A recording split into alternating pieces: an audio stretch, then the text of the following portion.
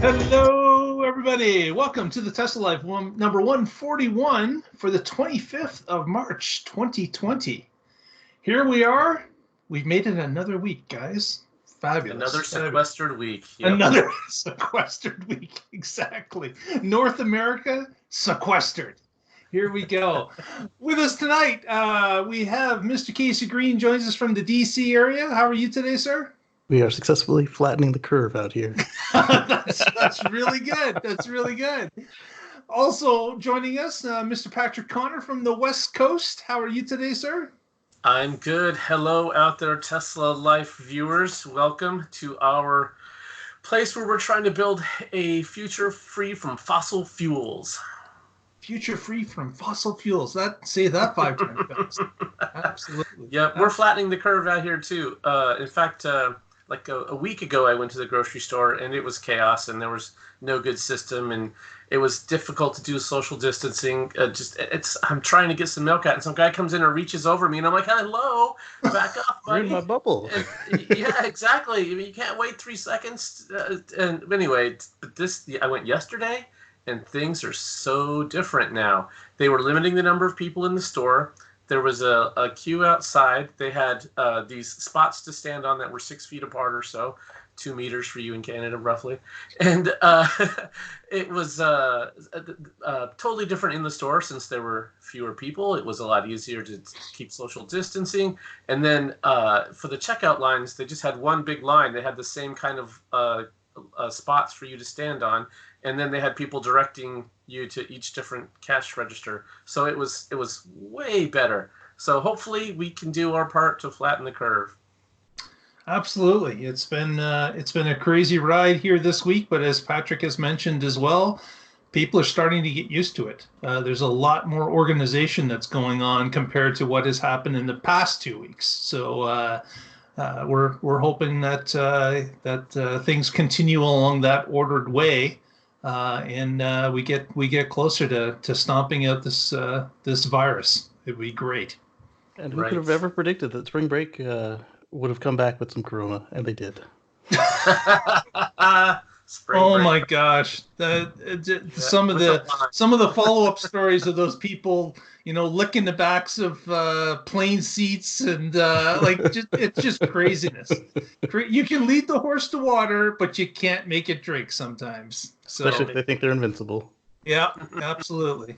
So I hope everyone out there staying safe and watching what's going on and keeping yourself informed. That's half the battle. So and I'm sure if you're watching this show, you're not someone who's licking the seat and applying to be a Darwin Award candidate. I'm sure our viewers are a little smarter than that. Oh man, I would hope so. Absolutely, I would definitely believe so. Did you hear about that in New Jersey? In a store, a woman asked him to step back, and instead he stepped closer and then intentionally coughed on her. Oh my gosh! And now he's being charged with harassment and terrorism, which is an interesting charge. But yeah, don't be dumb. Bioterrorism. It is silly what's going on with some people. Some people don't get it. Some people still don't believe, which is the really crazy thing. No, be smart out there, people. Be smart. Ton of news this week. Yeah, ton of news this week. And what has always happened is that as people get pushed into situations, we start to find our way out, look for ways to make it better, as Patrick was mentioning, just with the grocery stores alone, but in manufacturing as well. And recently, of course, the GigaFactory in Shanghai is up and running. It was on a hiatus for about 11 days, and then it came back and started to produce cars again. They had run through the factory and continue to do so on a daily basis with a disinfectant, regime that they go through a number of the same processes after every shift. And clean it for the next shift to come in. So this is going on a regular basis. Obviously, Shanghai, in China, which they have experienced the C-19 first, they are the ones that are starting to come out of it first as well. So things are improving vastly in China as they come out of the C-19 bubble, and hopefully don't get a second wave, or certainly a less of a second wave than the first wave we're hoping for. But it is interesting to see that Tesla is able to clean that factory to the point where they believe it's safe for their employees to go to work and continue performing their jobs. So there is some hope, which kind of leads us into the next story, which is a bit of a downer. And that, of course, along with other plants in North America. Casey, what's happening with Tesla here? So late last week, Tesla announced that they were going to shut down the Fremont factory and the Buffalo factory. But there's more on that coming up. But so this was after they'd had that tit for tat with the local constabulary and the sheriff on Twitter, right? Yes, indeed. They were already marked as critical infrastructure by the state and by their county, and then they finally came to an arrangement that the sheriff was happy with. But apparently, they didn't need to bother with that since they had been marked ages ago when it was a GM plant as critical infrastructure at the state level. And so that leads into more stories. But they were doing the right thing. If you didn't feel comfortable, or if you were an at-risk population, they didn't have any objection to you not coming into the factory. Just call your manager, do the right thing. Obviously, the news and social media twisted it one way from what it actually was, because they were still officially fully open, and that's just how they. So very careful with their messaging. They made an agreement with the sheriff's office that they were going to be 3/4 of the employees would be going home, and they would keep the factory open with 1/4. Then after that, they announced that they were completely shutting down. Correct. And they would just be maintaining for their current customers and their supercharger network and some other critical things that the state agreed to, or I guess the county agreed to as well. Right, and then when New York issued their shelter-in-place order, that's when they decided they would also shutter Giga Buffalo, Giga New York. Sorry, still getting used to the naming scheme. So now both Buffalo and Fremont are basically shut down at this point. Sort of. And we've got another story near the end with an update on that just happened a few minutes ago. Yeah. So with that, certainly they're not producing cars, I would say, in Fremont, but Shanghai is still producing cars. Yes. And we have gotten word that GigaFactory Berlin is still under construction. It's still progressing as well. But right now, there is no cars being produced, although deliveries are still happening with the cars that have been produced or have been sitting in lots or were in transition at the time.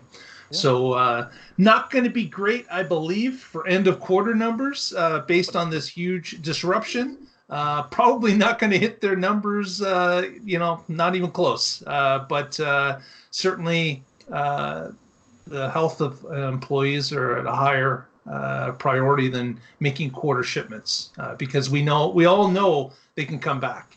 It's not like they can't produce cars again, but if you lose an employee, that person's not coming back. So err on the side of caution, and again, let's try to flatten out this curve that we're fighting this virus with. So a friend of mine took delivery of his Model 3 the other day. Oh, really? Mm-hmm, after the shutdown.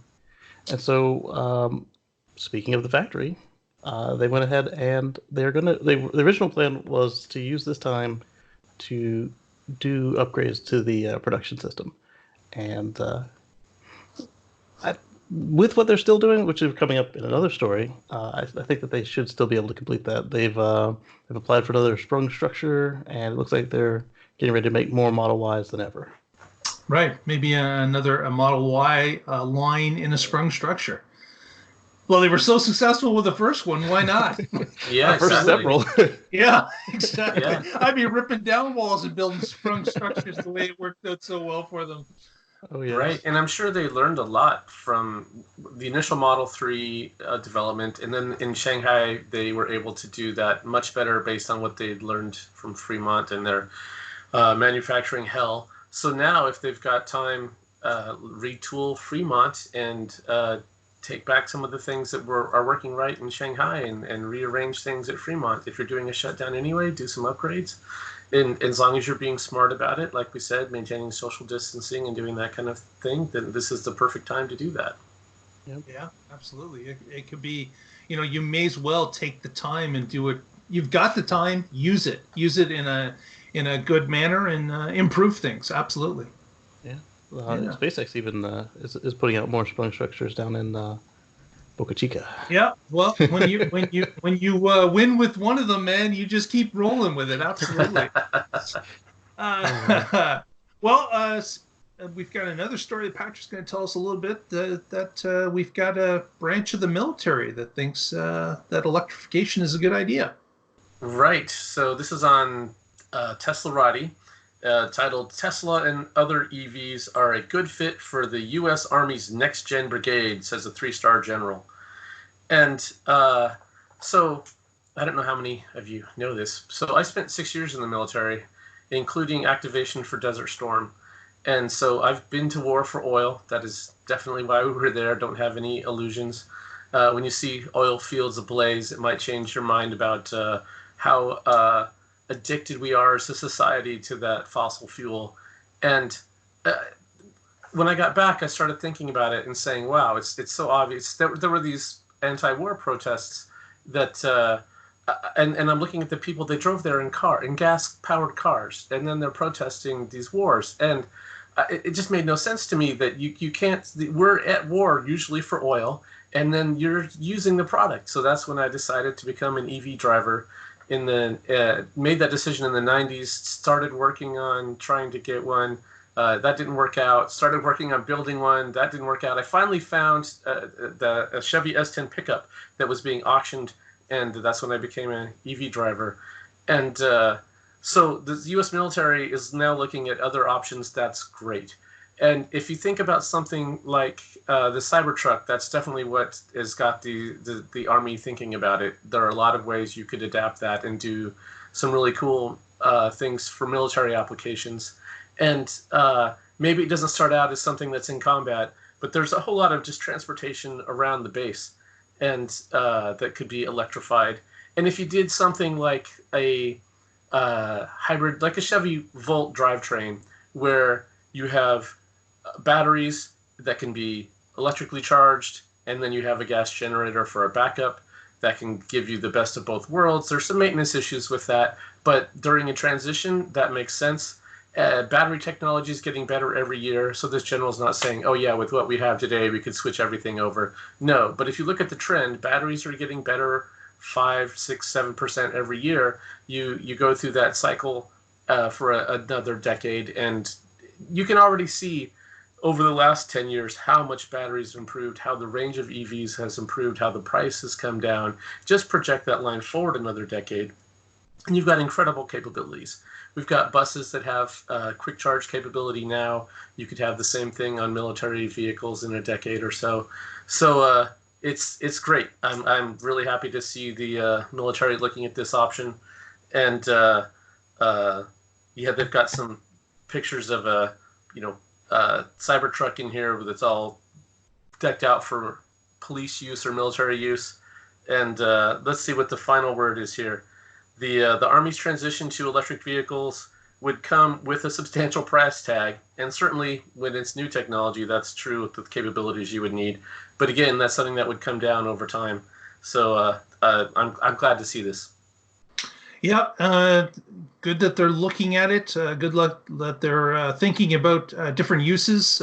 Certainly the quiet factor is fabulous for a military, for a brigade that wants to go in undercover, stay quiet, not having a diesel engine running as you're zipping through an area, it would be a big plus, as well as some other things. So as Patrick has mentioned, this is something that is only going to get better as time goes along. So maybe we're not going to see an M1 tank being hooked up to batteries anytime soon, but some of the Hummers and other support vehicles certainly could be useful right now. And as the time goes out, we've seen this increase in battery technology and density, and that's certainly going to play in effect for the entire industry, not just cars, but all modes of transport as time goes along.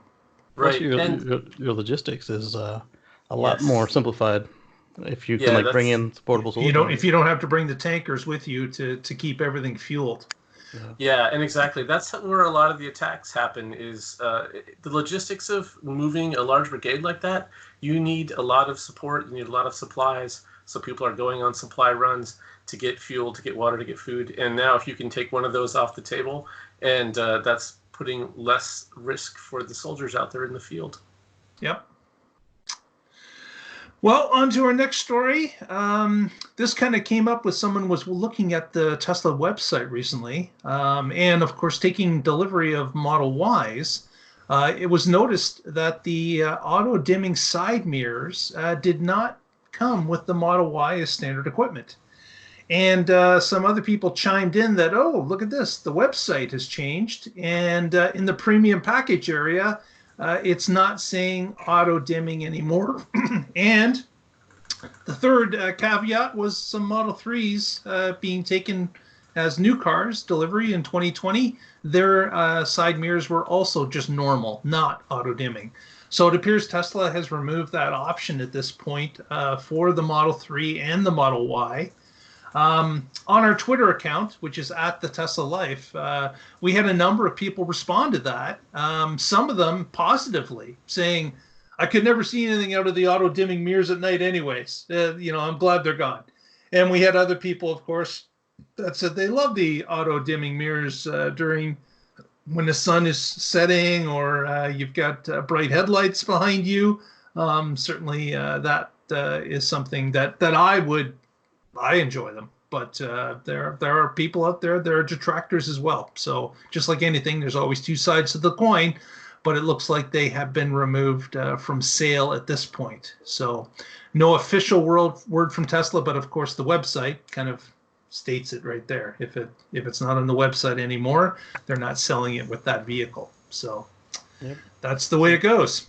The only drawback I ever had with this system is that if your rear view mirror, the center one inside the car, is blocked, then the side mirrors also don't dim, and that can lead to some interesting evenings.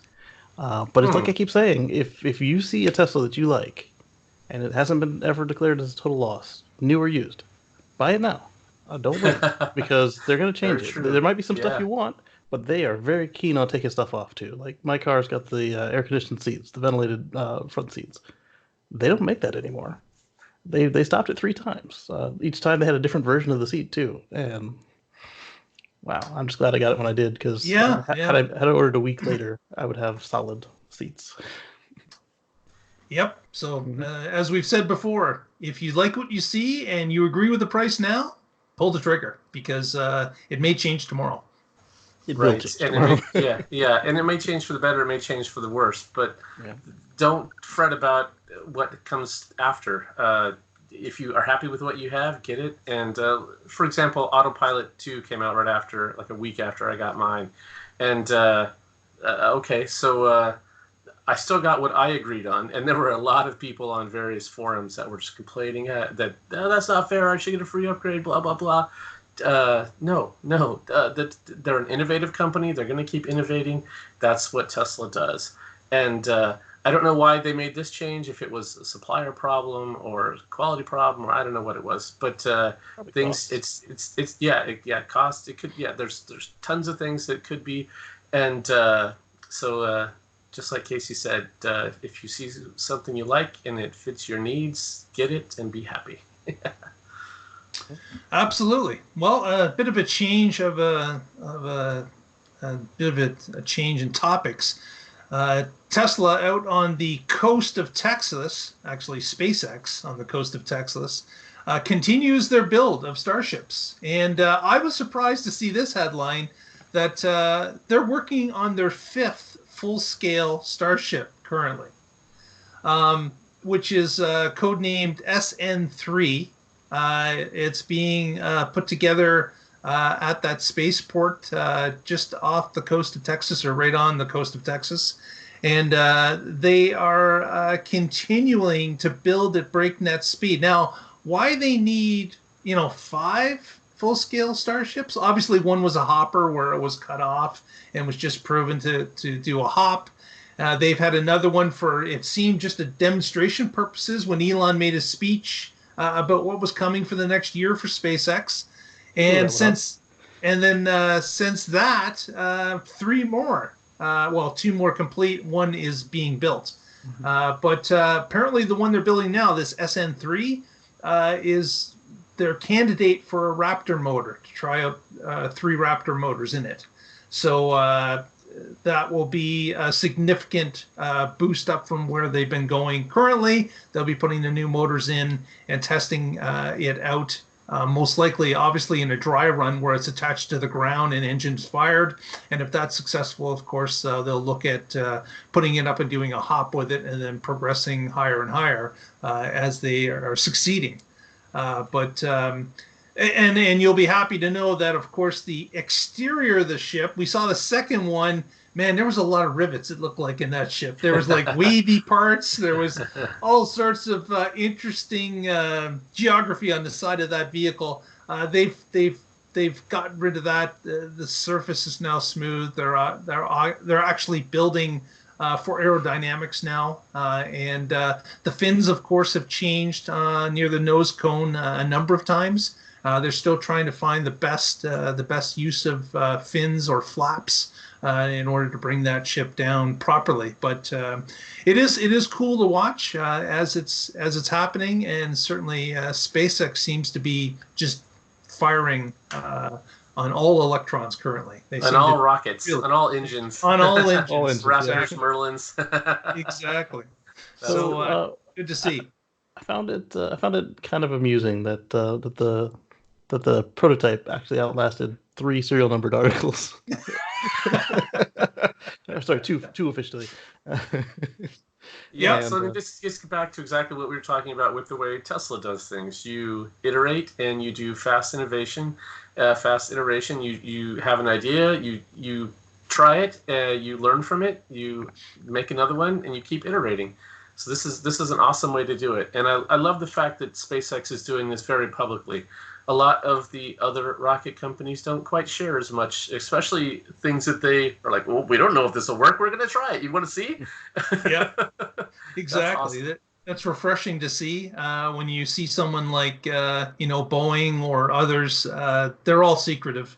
You don't get to see anything. But this thing, man, is planted at the end of a road somewhere in a country road in Texas, and anyone can come out and see the latest launcher, what's going on.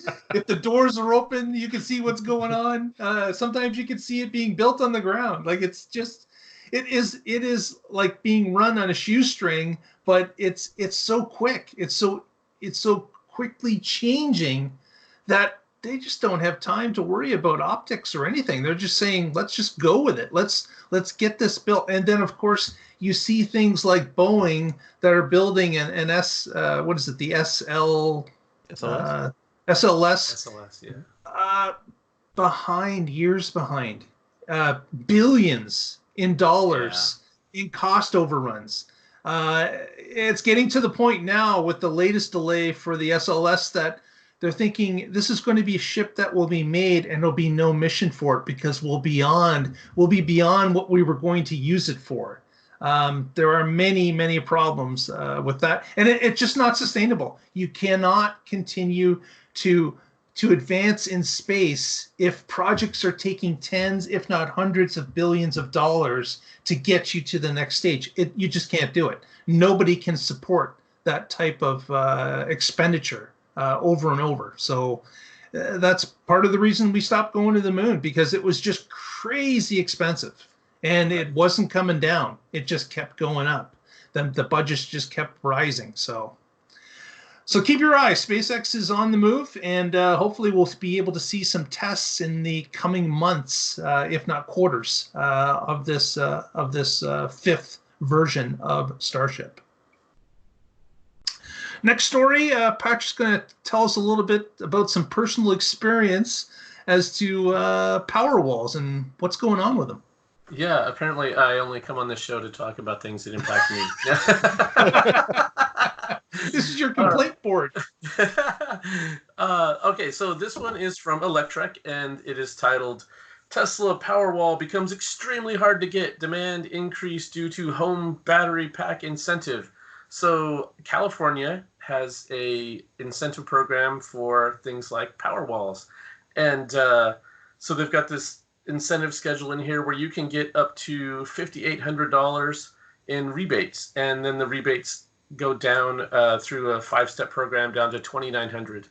And so with this, you only have a certain number of slots at each stage. They're filling up quick because, well, if you're going to get one, you might as well try to get almost 6,000 instead of only 3,000. And so there's been a rush, a demand in California, and that's where it's sucking up all the Powerwalls. And that's I've got 3 on order here, and I'm in no hurry for them, so it's not that big of a deal. But that's where they're all going now, is California. So if you're not in California and you wanted one of these, you might have a little bit of a wait to look forward to. But hey, it's always awesome to see that there's more demand than Tesla can meet, because that means people want their products, and that's good for them for the future. So there you go. Absolutely, it's something that that is catching on, and of course with the incentives, it just adds flame to that. More people want it quicker, faster. They want to add to those homes to get that incentive to cut down the price and get them a payback even faster with that incentive. Right. Casey, there's a federal incentive that's slowly ramping down. Oregon just started a state incentive this year that actually more than makes up for that federal incentive. So as long as I get mine this year, I'm good. And Casey, you've got a couple waiting for that of course are probably being affected by the skyrocket demand as well. Probably so. They were first affected by the Puerto Rico situation when they were trying to bring the hospital back online, the children's hospital, and it'll happen eventually. Yep, absolutely it will. Next story. Also, with factories that have been shutting down, Panasonic has announced that they are closing GigaFactory 1, Nevada. It's going to be shut down for a 14-day period as they perform an intense cleaning of the factory as well. So here's another one of Tesla's. Well, it's not completely Tesla's; it's partially Tesla's, but it's another factory that's affected in North America. That is going through a shutdown of sorts, this one for cleaning, and hopefully they'll be able to introduce procedures that they've gotten from Shanghai and other places as well. When it opens, we'll be able to keep that social distancing of employees, and they will be able to continue along making those battery packs because, of course, without the batteries from Panasonic, the Powerwalls are not going to be made either. So they've got to keep them rolling off the line because we've got a lot of demand, not only for cars but for Powerwalls and other things. It seems that every country this company operates in is high impact for this thing. Exactly. Japan, the U.S., England, China. Yep. It's well, talk about a good situation to have. Like yeah, they're problems, but they're good problems because they're selling everything they make. Absolutely everything is going out the door, which is the ideal position to be in a company that you're trying to sell products. You can't keep stuff in stock long enough. It's cleared out all the time, which is great. All they have to work on now is get a few of those other factories up and running with their own battery factories attached, and you've got independence in every continent. And then when something strikes, like what's happened here, you've got a little bit of leeway where the other two can stay open and continue producing revenue for the company, and the third one can take its time to get back online. So they're certainly doing that. They're certainly working towards that end. It's just been an issue here in the beginning as they try to ramp up. And as it travels the world, they've also started doing touchless deliveries. So they'll lock your keys in the car. You'll have to use your app to get in, sign your documents, and then either put them in the key bin or some other designated place. And so that way they're minimizing human interaction and keeping in the 6 foot zone. And then you don't have to worry about re-cleaning the car when you pick it up, which is nice. Yeah, absolutely. So a lot of things have changed with the C19 breakout. We've seen a lot of what we felt was normal at the time has been turned on its head. A lot of things have changed, and some things will have changed permanently, I would think. We will make these other changes as things get cleared up. Some things will go back to normal, but other things may be just modified going forward based on what we learn through this virus. So we shall see. Next, I wanted to share a photo with you guys. Let's just start sharing the screen here. There we go. This is a Model Y that took delivery just recently. This is Brian's Model Y from I1 Tesla. He's doing a number of videos out at a track, doing actually a ton of them. Follow him on his channel, I1 Tesla. And what we've got here is, may look a little funny. Those wheel wells look awfully large for the tires that are on this car. Because, Brian, of course, these are 18-inch tires. Yeah. So he's got some 18-inch aftermarket tires put on his performance Model Y. And he, of course, was doing some time trials. See if the thinner, smaller tire is faster. Of course, seeing what the handling characteristics are. But we snapped this picture from one of his videos and just thought it made the car look kind of funny. But of course, maybe in the lower end Model Y, will 18s come with the car, or will they always be 19s? We really don't know because, of course, that car has not been made available yet. But if it was to contain 18s, it may look a little bit like this. So it's a lot of wheel gap. So Brian and Kyle from Outer Spec Motoring, they are down at the track and they've been preparing a lot of data. So this is before they went drifting, and I'm sure Brian appreciated Kyle not ripping off his tires on the drift experience. So they put on Kyle's wheels and tires. And, so these are drifting tires. Is that what you're saying? They were the very cheapest tires that would fit that wheel. I wonder what that does to the range, too.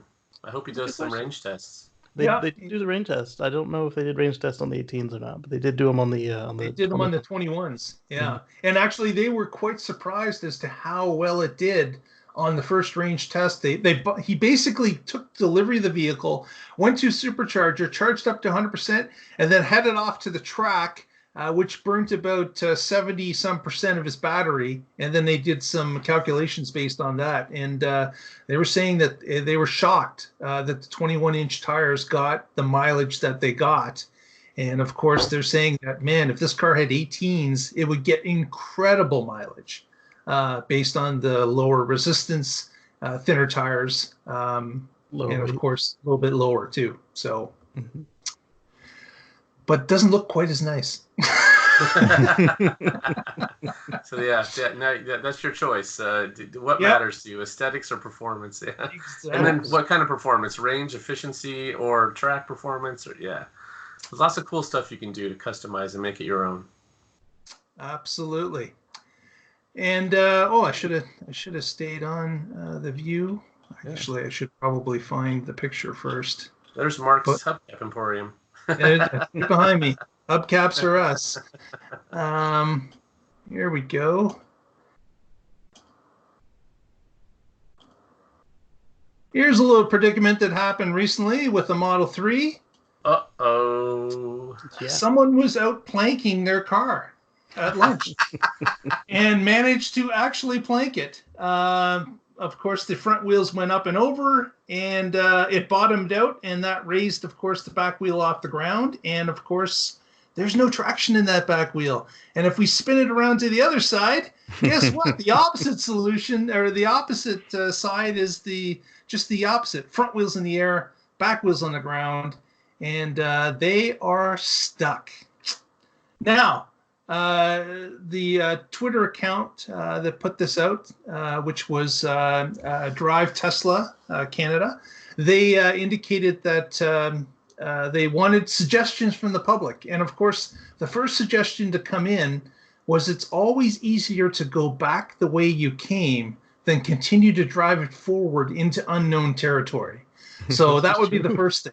The second thing, of course, is there were many, I guess, suggestions of turning your driver's license, which of course is not very helpful, but it was nonetheless funny.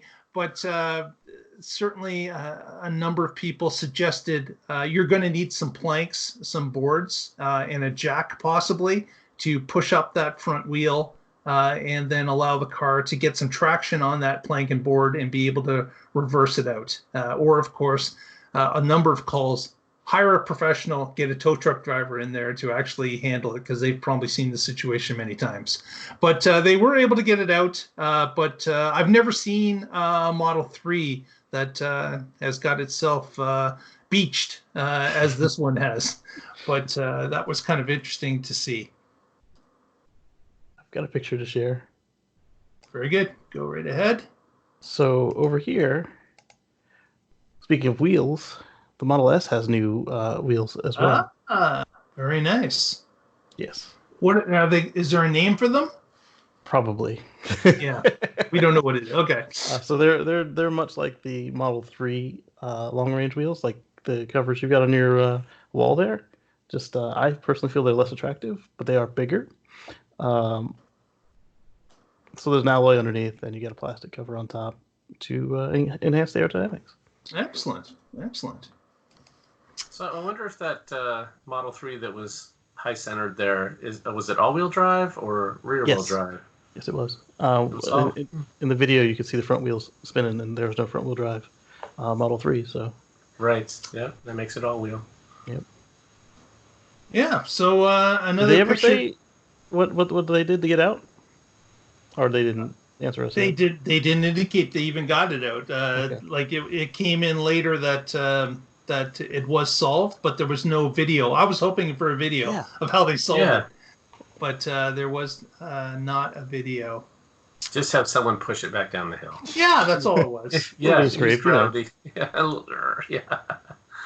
So remember a couple weeks ago we were talking about a Tesla semi that was spotted on a flatbed heading north. It had crossed the Canadian border and was heading north towards Alaska. There were rumors of the semis being tested in Alaska. Never got any pics from anybody of the vehicles actually in Alaska. But just recently, it was spotted them heading southbound in Washington State near actually Olympia on I-5, where this photo was taken. And you can definitely tell the vehicle was used on some I don't know, less than normal highways. This vehicle is certainly covered in dirt. Most likely it's been testing. One thing that people pointed out was the low front end on the driver's side, how it's been compressed.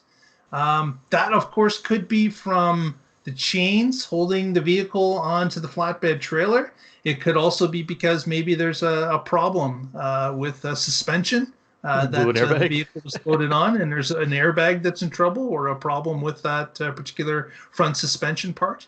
But again, good to see that the vehicle is out being tested, because I can hardly wait till the semis start rolling on regular routes, using them at distribution centers. What a huge win that is going to be for the electrification movement when the semis are running at the range that they've outlined, and doing those daily routes from distribution point to distribution point. What an ideal situation for the reduction of use of gasoline and diesel when these vehicles are actually out there being used on a regular basis. So certainly we hope that they'll be able to meet that schedule of producing a number of them this year and getting them out to those companies that have put in those orders and getting those test fleets starting to roll. Yeah, right. Yeah. Go ahead, Casey. Jerome was saying that I forget his last name at the moment. The head of the semi program, he said that Jerome they were Giard. out. Yes, they were out abusing these vehicles to make sure they could handle everything, running them up against potholes, and obviously the cold weather testing, slamming them into curbs at speed, just to see that they were ready for the real world and real work. I was also curious what that was in between the two dual axles in the back there. That red. That is a tie down hook of sorts. Okay. So it's something that is it's got a lock on it that they're able to apply more pressure downforce on the vehicle, probably to mount it to the trailer. Gotcha.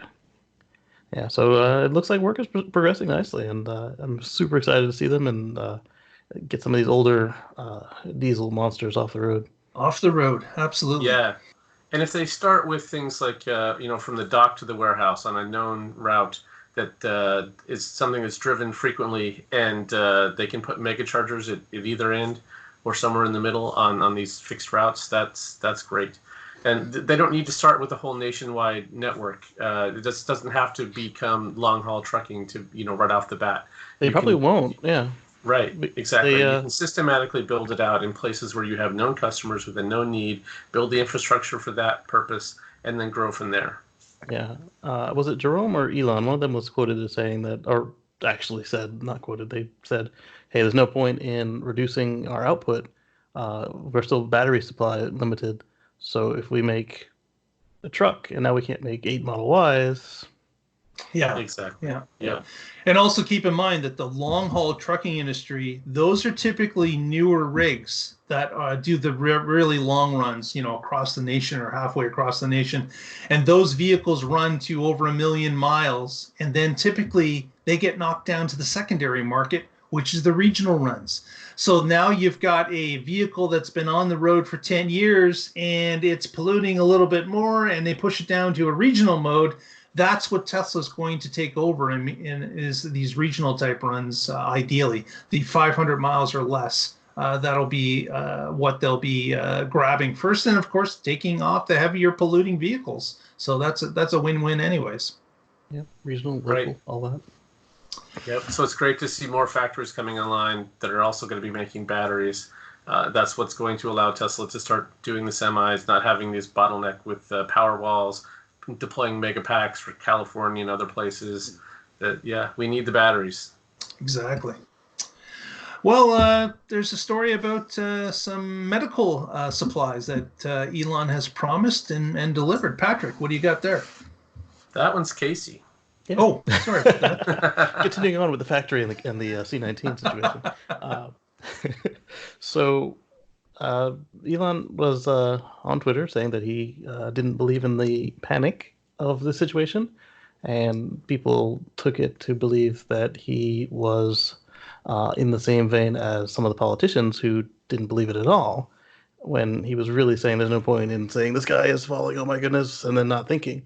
And then he didn't think that his company could do anything to assist until the governor of New York called him out, said, hey, yeah, no, we could use any help you can provide. And so they provided a couple truckloads of N95 masks that they used during the building of the vehicles.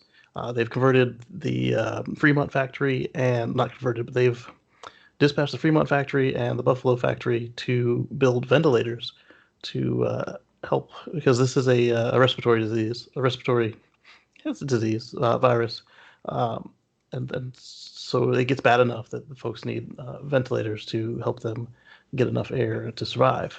And He didn't think that he'd make enough in time, so they actually, through their connections in China, were able to find some surplus units and air freight them to some of the hospitals that needed them. Yeah, so, in LA, 1,255 or something like that. Yes. And so, I mean, that's what I love about this company and the CEO. They I keep going back to the Australian reporter who was interviewing him, and I said, like, what are you going to do about the people who have to decide if they want to eat or have the lights on? And then he started to cry. He's like, we'll work harder. And that's just the way they work, and it's awesome. Yeah. So recently, there's been like Casey had mentioned, New York has asked if the GigaFactory Buffalo could open or run lines for medical devices, masks, visors, ventilators.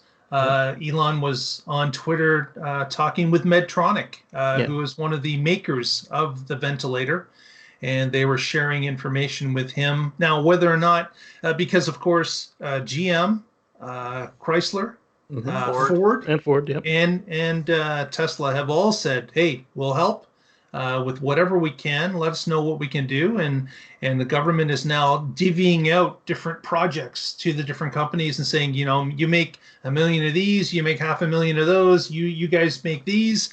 So hopefully we can all get together here, and all these companies can help in the problem that we're all in, and help us fight our way out of. We'll see. And it helps that they are collaborating. And certainly they have the engineers and they could engineer their own device. But if you are working with somebody who's already making it and supplying them with whatever it is they need, it will be so much faster to actually get stuff out the door and into the hospitals. Yeah. And so to see Buffalo and Medtronic working together is phenomenal. Yeah. There's an urgency here, so it makes sense. We'll keep our eye on it because, of course, those major metropolitan centers, New York, Chicago, Los Angeles, crunch time is here. We've got cases that are certainly with the social distancing, we've been able to slow some of it down, but they knew there would always be crunch time, and we're about to enter it. So hopefully we can get some of these devices, masks and shields, as well as ventilators, more of them out into the field to the places that need them. You know what would be cool now that we've got the bioweapons defense mode and Cybertruck? An ambulance. There you go. Yeah. Oh, I'm sure that's coming. That just makes sense. Cyber ambulance. Yeah, exactly. So, well, next story is kind of a funny story that happened in Prague, Czech Republic. We had an actual person steal a Model S from an owner. The owner apparently didn't know what happened right away. But the thief figured out that, you know what, I'm down to about 5 miles of range in my stolen Model S. I'm going to have to figure out a way to get a charge. Obviously, I have no charger at home, so I've got to figure a way to get, well, what's the best way? Well, Tesla would have a charger, would they not? So he decided to drive to a Tesla clinic service center, which, of course, is a third-party group. It's not Tesla, the company. But they do work on Teslas and have worked on Teslas for many years. And he decided to plug into the level 2 that they had out to the side of the Tesla service clinic in Prague, same town he stole it from. And, well, surprise, surprise, the service center recognized the car because they've worked on it before. And they also recognized that the person that was charging it was not the owner that had paid them for the work. So they put 2 and 2 together. They called the owner. The owner realized that, yes, the car is stolen. They called the police, and 10 minutes later, the perpetrator was in cuffs, and the car was returned to the rightful owner. So, awesome. Yeah. This is just insane. This seems to happen all the time with thieves and Teslas.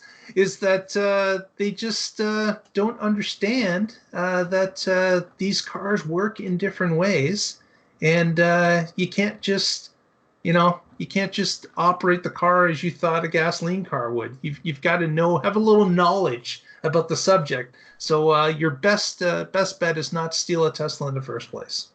Yeah, and this is just a great comment about the Tesla community. You know, Yeah. We're all in this together. We're all trying to build this really cool future, and we're looking out for each other. And I love to see this kind of stuff. See, so what often happens with a gas car when they run out of gas is they just leave it on the side of the road. So was this just too nice of a whip to... or he was having such a good time, he wanted to keep driving it, so he needed some more juice. Either way, it turned out well for the owner. Got his car back, and there was no damage. Just was taken on a few miles of a joyride. So good to see. Good to see. Yeah.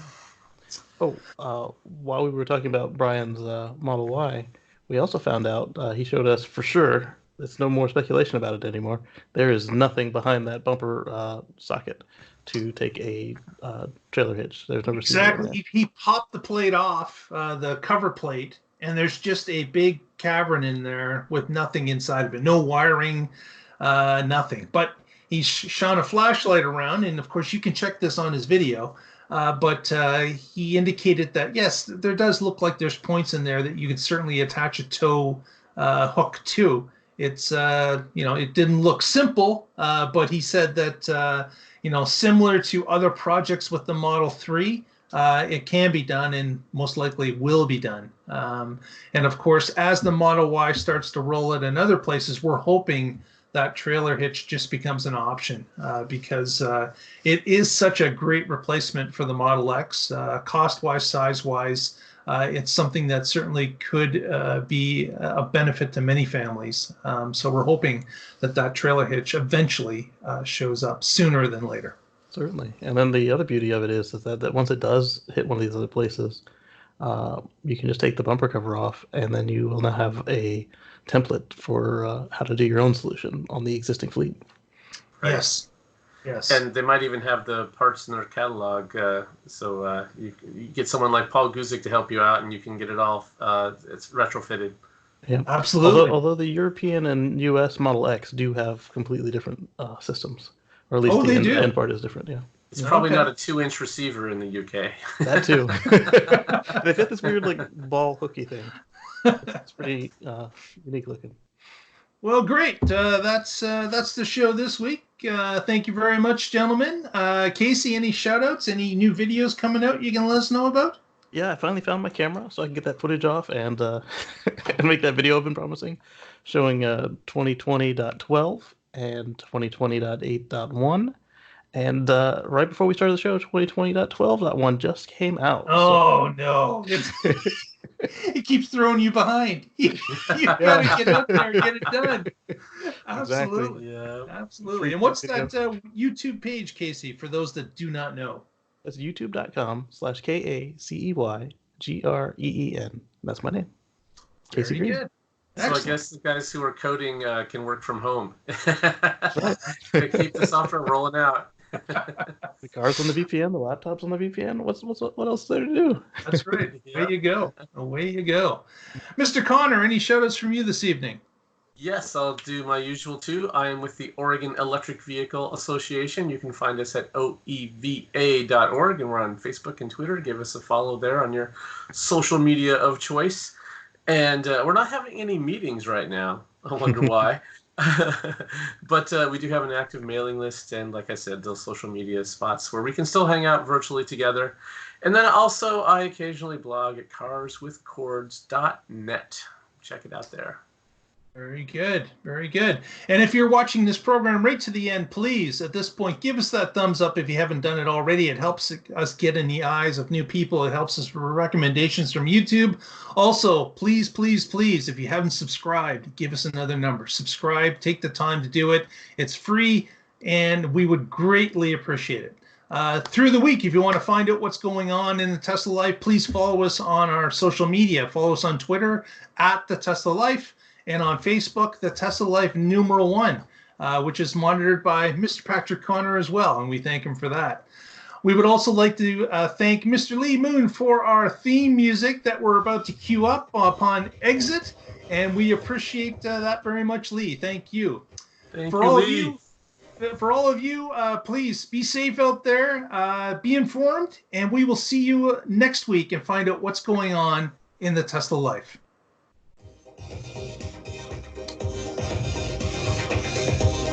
Good night, everyone. Have yourselves a great week.